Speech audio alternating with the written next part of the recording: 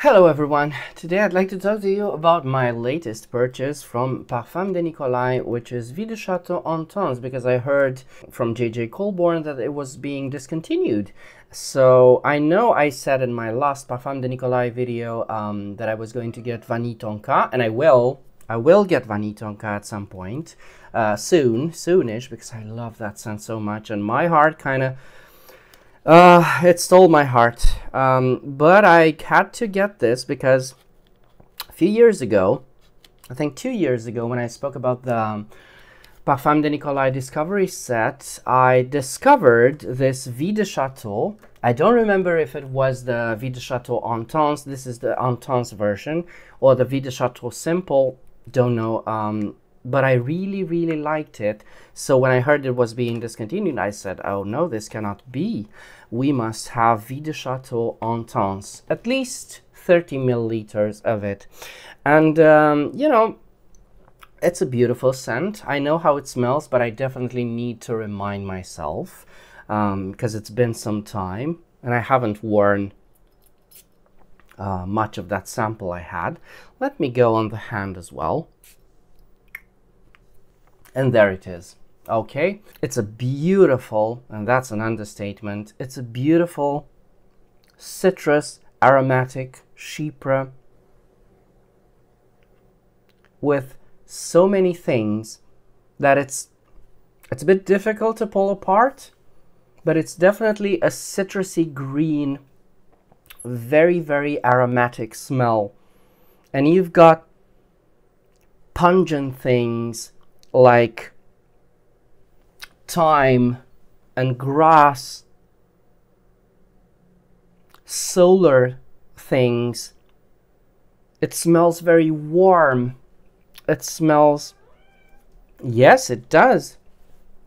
There's also sweet things, floral things. It's quite a jumble of smells, and ultimately I think it smells of a bouquet of dried florals that you gather off a heath, which is quite lovely, you know, something that's definitely been kissed by the sun. When I'm smelling this, I imagine myself climbing a mountain and being washed in sunbeams, you know, and washed by the sun and the heat. It is amazing. It's so beautiful, but there also is a sense of familiarity to this, which is very strange. And I know I've smelled this before and I cannot pinpoint this. There's always this with Patricia de Nicolai's work. I love this about her work. Always a sense of familiarity, which is so pleasant. It's like smelling something that is utterly new, but also pleasantly familiar. It's like getting back to something you didn't know you were missing. Love this about her. I think there's traces of l'eau mixte in this. You know, the other, you know, that one's also a citrus aromatic as well. There's definitely something of the ambers of New York Intense in this.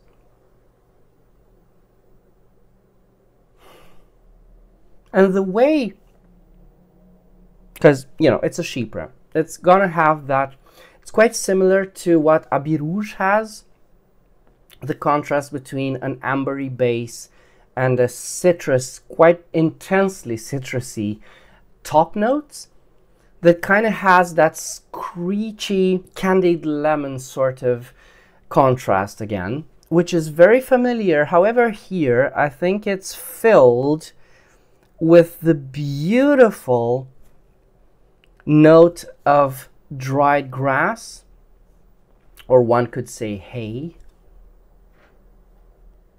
which is so nice and so comforting and soothing, and also a bit of a floral heart. This is so addictive. I'm curious as to what makes this tick, you know. I'm curious, the floral heart, is it jasmine? Because it's more, it feels like a more bitter variety of jasmine, a drier variety of jasmine. The composition is so well, you know, blended. It's so well, all the aspects are so tight together. This is, you know, the mark of a good perfume and a good perfumer. The fragrance comes across as a whole. You cannot pull things apart, not very easily. And again, it's like getting waves, wafts, I should say, of hay and flowers and thyme almost at the same time, and it's got that windy, chilling, cooling effect. What a beautiful, beautiful scent. There's also something camphorous, something very fresh, something quite piney in this. As I said, it definitely reminds me of, you know, climbing a mountain with the sun on my back. Oh yes, there's something from L'Eau d'Armoise by Serge Lutens in this. Beautiful, although I think Artemisia is not cited in this at all. But there is some quality, maybe the musks, I have no idea. This is such a beautiful scent. Now I have to let this settle for a bit because I have two other samples from Parfum de Nicolai that I want to smell today as well. And these are Poudre de Musc and Violette in Love. Now let's get to them. I chose these samples. There are many, many fragrances from Parfum de Nicolai that I haven't smelled, and many more, you know, to come, I suppose, because I'm not done with this house. So let's first start with Violette. No, I'm serious. These fragrances have to be the most, you know, interesting things that you can smell currently while still being familiar to most of them. So this is citrus violet.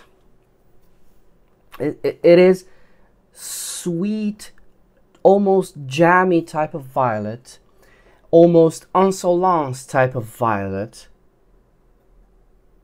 that's bitter, citrusy, I think grapefruity, might be mistaken, I'd have to look on the notes as well.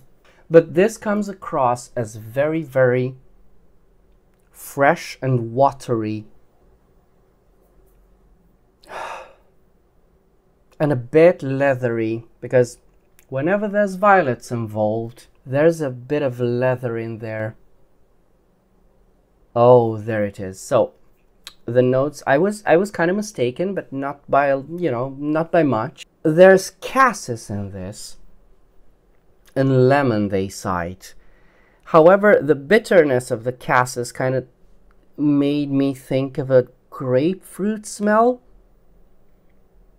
They also cite a raspberry as a top note, which comes from a rose, because it's a violet rose. And I said it's a jammy sort of violet, and this is exactly what it smells like. It's very delicate, because this is not, you know, it's not a heavy violet like insolence is. This is very delicate violet rose, sweet violets that have a bit of a berry top note, but the bitterness and the citrus balance this whole thing out, and it comes across as watery, fresh, soothing, very, very elegant, and very simple and unassuming. I love this. Now let's try Poudre de Musc. And let's see what this is all about. Oh, well, it is just that. It's powdery and musky and floral. It's powdery just like talcum powder, which is to say dryish, lightly floral, maybe rose.